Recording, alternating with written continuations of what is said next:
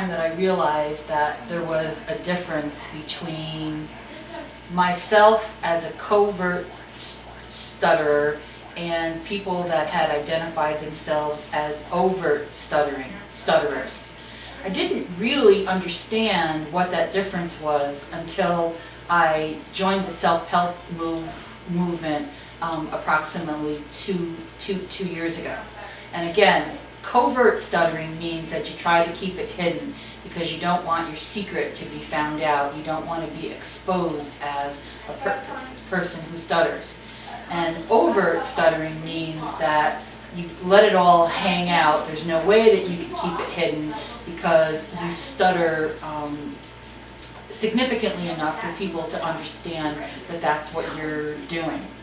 I remember like it was yesterday when I went to a self-help meeting. It was like the second or third time that I attended a meeting, and I remember a woman coming up to me at the end of the meeting and confronting me and asking me why was I there.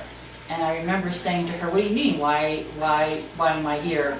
I'm here for the same reason that you are." And she said to me, "Well, you don't stutter. You don't belong here. I haven't ever heard you stutter." And I remember feeling, I got tears in my eyes, and I felt a little choked up because I had almost felt like I had invaded her world.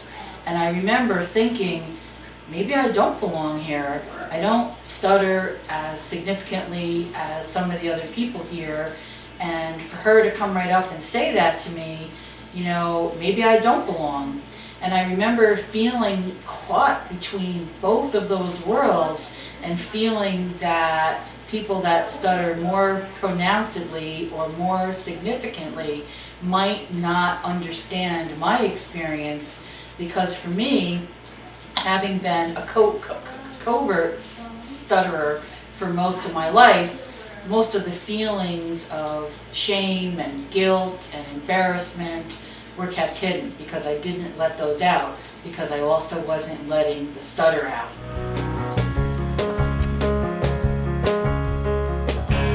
Lay on the bed there, kissing just for practice. Could we please be objective? Cause the other boys are queuing up behind us. A hand over my mouth, a hand over the window.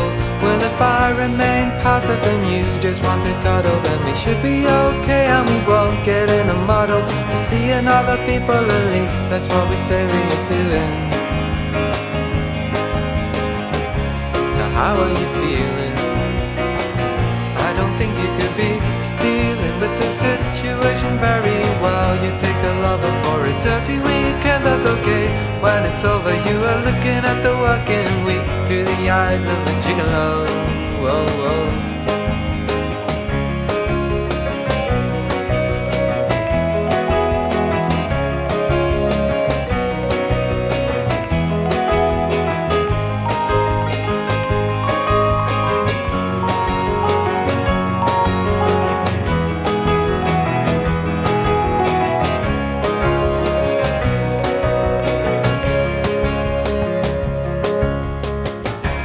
Kissing your elbow, you're kissing your reflection, and you can't understand why all the other boys are going for the new, tall, elegant, rich kid.